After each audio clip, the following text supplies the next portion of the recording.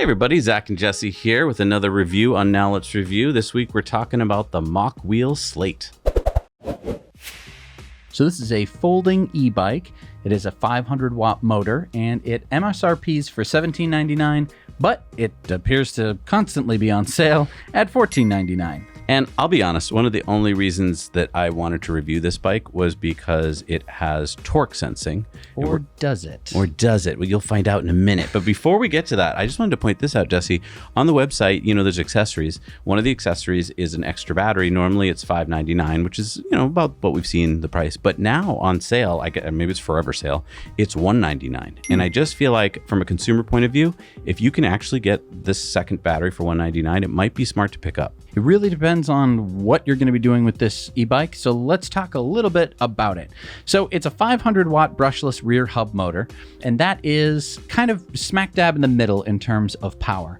Obviously, 250 is about the lowest e-bike motor power, and 750 is kind of like a really decent e-bike. 500 is a little bit less, so you're going to kind of feel it on those hills, especially if you're towing. I was worried about that, and I was towing up some hills, and it didn't really give me any problems whatsoever. So I will say I was pleasantly surprised that it seemed to have plenty of power.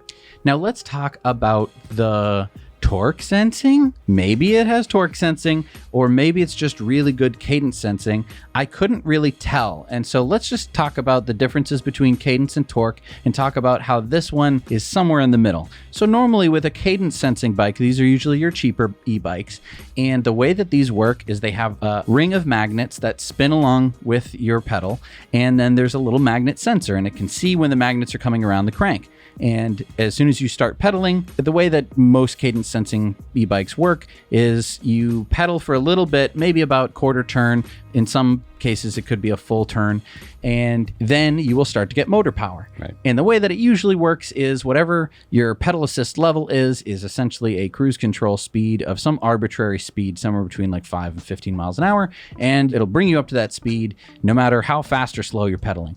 And that usually involves a lot of what's called ghost pedaling. That's where you hear the kind of click, click, click, click, click, because you're not actually engaging the pedals with the actual drivetrain of the bike. You're basically just talking to the cadence sensor, and it's doing all the motor power for you.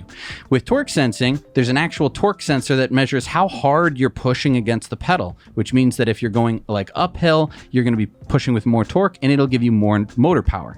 And torque sensing is on more expensive bikes, and it's a much nicer feeling because when you push, it pushes with you. So you're working together with the e-bike a lot more than the cadence sensor, where you aren't really talking to each other the same way.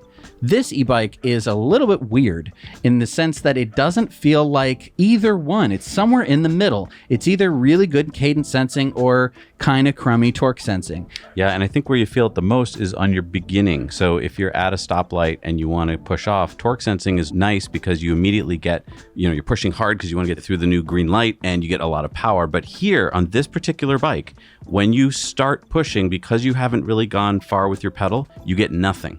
And so you're going to have to actually use your throttle to get going fast. Now, it's nice in the sense that it won't scare you and it won't immediately launch you off, which some of these torque sensors do, but I want some power when I want it. So I'm not quite sure what this is. I think that it could be a torque sensor that they specifically tuned to not kick off at 0 miles an hour. And that can be a safety feature. There's been a couple times where I've had a scary incident on a torque sensing e-bike where my knee kind of came in contact with the pedal and kind of jerked me forward because I was in a high pedal assist level while I was at a stop. So it may be that they're trying to fix that. I would say that the ride of this bike is very comfortable. It is. It really is comfortable. So I would say that that is probably the nicest part about it. If you're kind of new into e-bikes, this is a pretty decent price for something that does feel like torque sensing, because I would also like to say at higher speeds, you will have zero ghost pedaling. It will always engage the pedals when it's giving you motor power, which is what makes me think that it is a torque sensor and not a cadence sensor. Either way, it's a pretty decent powertrain system for an e-bike. I will also say, because you get the fender kit for free, which is normally $100, and the rear rack kit for free, which is normally $80, you're getting a lot of extra value. And then I just want to talk about this sale that they're having right now. If you buy 2 of these e-bikes from them, you get either the trailer and pet shed, which we're showing here, for free, which is normally $500, or you can get the hitch rack for your car, which is normally $500 for free. So 2 really good gifts kind of thrown in if you buy 2 of these. So let's cover some more of the specs of the bike, and then I really want to talk about the trailer and the pet shed because we got both of those to show you. So next up is the battery, and it's a UL certified, which is really nice. 48 volt, 15 amp hour, so that's only 720 watt hours. Now they claim that you're going to get 50 to 60 miles of range out of that. It's possible, but highly unlikely. So just keep that in mind, that I think they're being a little rosy there. I would say you're probably more likely to get 30 miles. They also give you a decent charger. This is a 3 amp charger. Normally, most e-bikes come with either a 1 or a 2 amp charger. So this is faster than average. It's definitely not a high-speed charger. It's going to take a few hours for you to charge your battery. But the whole bike is 64 pounds, which is on a bit of the heavy side, especially for having such small tires. I think a lot of this has to do with the folding mechanism and that the aluminum step frame. Yeah. It's a heavy-duty 6160 aluminum frame, so nice and solid, but it is heavy. And that heavy frame can hold a heavy payload, so it'll hold up to 350 pounds. And that could be you plus cargo. And supporting the bike is the 3-inch by 20-inch road tires. These are interesting. A lot of e-bikes sold today come with really knobby tires, and that is very advantageous when you're going through gravel or dirt. These road tires are going to be a lot quieter than most of the e-bikes that we have tested out because there are no knobbly knobs, and that means that it could slip a bit on gravel or dirt. It did. I tested it on gravel, and they're pretty slippery. But because they are 3 inches wide, it's going to handle a lot better than most road bikes. But yeah, I would say that these are definitely good tires if you live in a city. They're going to give you pretty decent braking force and grip as long as the road conditions remain adequate. I want to talk about the step-through frame. It's a really cool design. We see this a lot on these bikes where you have nothing obstructing you. So if you need to hop off, or if you're about to take a little spill and you need to just put your both feet on the ground, you don't have a bar there, which is really nice. It also makes it pretty easy to do the folding mechanism. As you can see here, it's a really easy style folding mechanism. And as long as you take your time, you're going to be able to fold this in half, and it'll fit in most SUVs and most trunks. The only downside with it being a folding bike, and well, first of all, it's an advantage that it's a folding bike, but I would say that the only thing that I don't like is the folding handlebars. Now, they do folding handlebars to make the whole bike smaller, so if you needed to shove it somewhere in your garage or in a SUV, then that's great. It's really nice to be able to fold it up. The only downside is the weird kind of handlebar T shape just looks really dorky.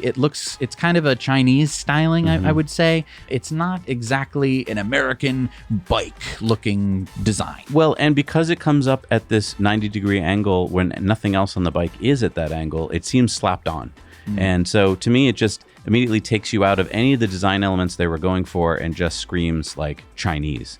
And so I don't know. It's just part of the bike that I don't appreciate. It's a trade-off, and I think that if you need this trade-off because you only have like a minivan with no hitch or any way of transporting it, then this could be a good solution. The one thing to keep in mind is that it is 64 pounds, so you're not going to be like carrying this upstairs and then storing it in your attic. It is going to probably live in your garage. The handles had this new thing I had not seen before, which was like this gel padding right where your pad of your hand goes. Now, I didn't really like it the first couple rides we took, but I can see how I might grow to like it. I just don't know if I will grow to like it. I don't find that ever being a place where I need it. Oh, I do actually. Do you? I mean, the more I think about it, especially on bumpy rides, and I think that the thing is with the road tires, this is probably not going to be like a gravel riding bike. So I don't think that you need any kind of vibration dampening on your palm, but I suppose it's better than nothing. Now, speaking of bumpy rides, this comes with front fork suspension, which was pretty good. It's a 90 to 110 millimeter throw, and there's no rear suspension, but yeah, your front wheels are taken care of, which is really nice. The brakes are awesome. I really like them. They're Logan HD E500 hydraulics, and they felt really nice. Yeah, hydraulic brakes are always a nice step up, and I'm glad that they were included here. So this LED display that we're looking at right now, get this, Jesse, it's removable. You can just pop it off. And I don't know why you'd want to pop it off, other than maybe you don't want to get it stolen, or you don't want people to be able to ride off with your bike as easily. I think it's well, that is a good point. I think it is a good safety precaution because as long as this part is with you, then no one could start the bike. They can still pedal it like a normal bike, but it wouldn't like be an e-bike. The other thing I think is if you're going to leave this bike outside, obviously you can take the battery in, and you should, especially in the winter.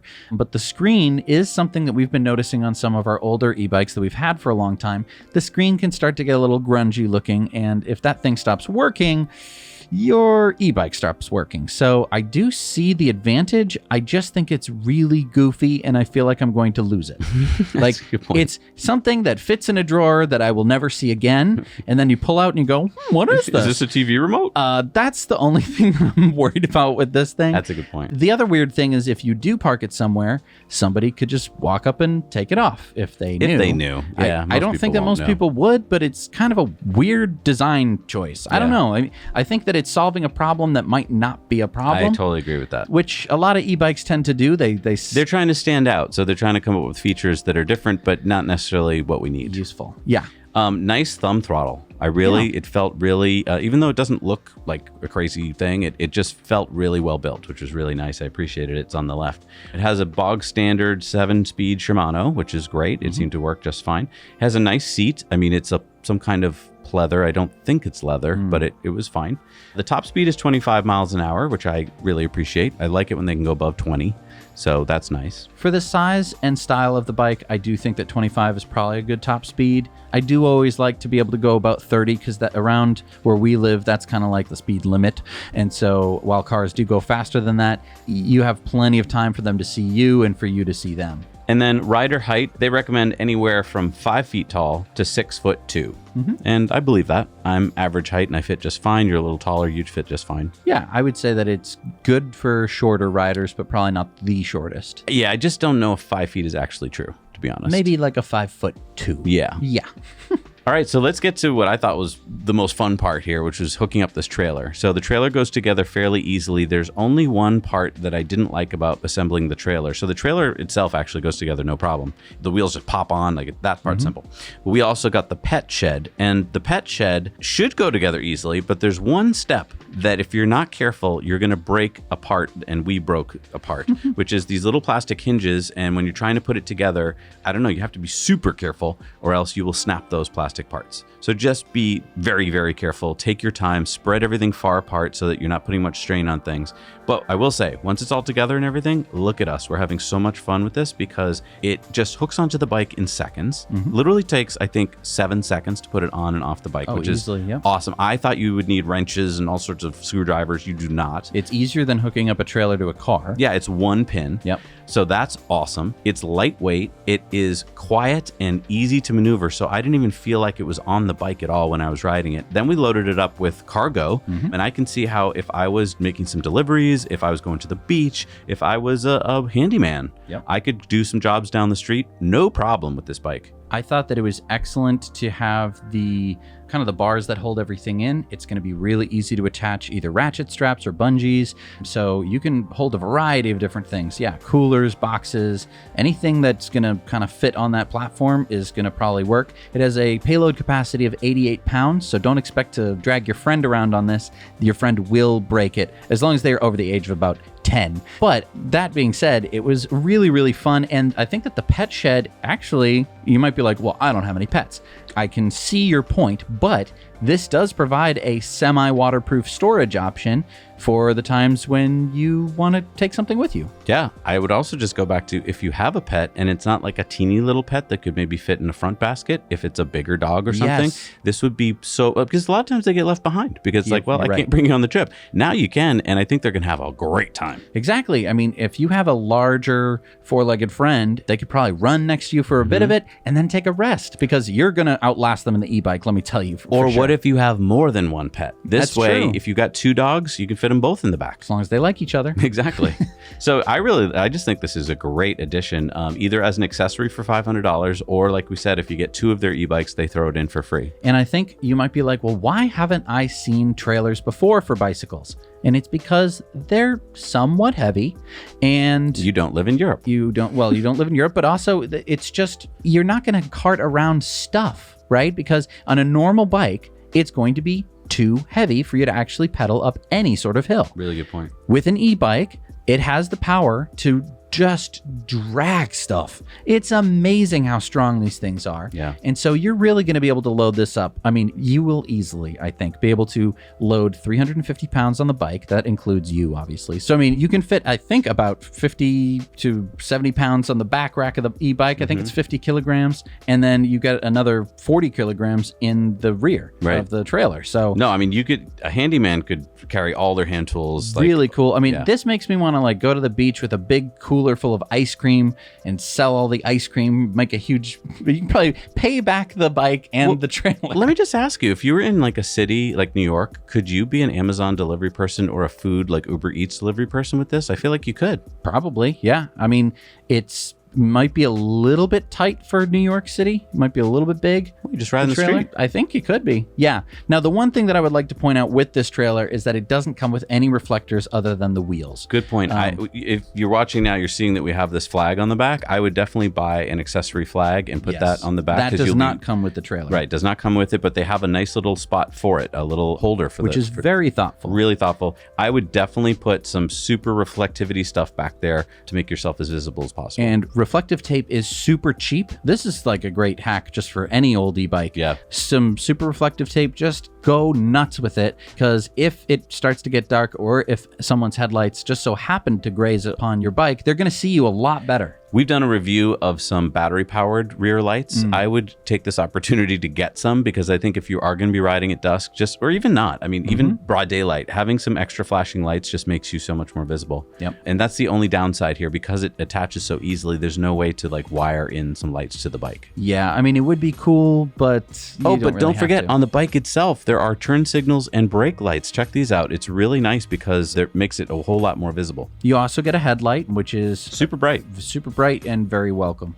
So you can get it in two colors, by the way, platinum or jungle camo. We have it in platinum, and that confused me because I thought the bike was called Folding and that slate was the color. That is not what it is. It's slate is the model and platinum is the color. So I don't know. I would just say that this is right in the right spot for the price. $14.99 is exactly what I would be willing to pay for this bike, because it does have torque sensing. It's just not exactly the torque sensing I was expecting. Yeah, it's definitely a bike to consider. That is for sure.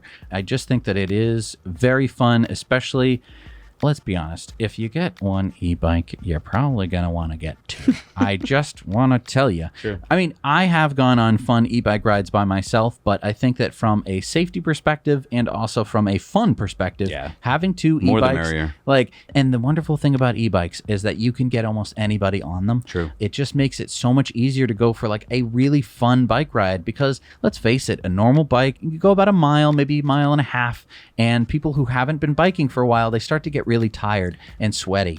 I think this is the dog lover's bike. I totally agree. I think, there's just hands down, this is the one that would handle it if you have dogs in the family. Yes. And the advantage of getting two e-bikes is that they're going to behave the exact same, which means you're going to be able to keep up with each other really nice. Zach and I have done a lot of different tests where we've been on two different e-bikes, and it's hard to keep up with each other. Well, I will say, though, Mokwheel says you can buy any of their bikes, two of them, and get these gift kits. Ooh. So pick out the ones you want. All right. Anyway, thank you so much, guys, for watching. Thanks so much for subscribing and hitting the like button. If you would please give us some comments down below of things that you would like us to review or questions that you have. And tell us what kind of dog you have. Yeah, exactly. And I want to know. And share some pictures next time you go out on a dog ride with your trailer. I want to know if this is enjoyable or not. Thank you so much for watching. We'll see you next time on Now Let's Review.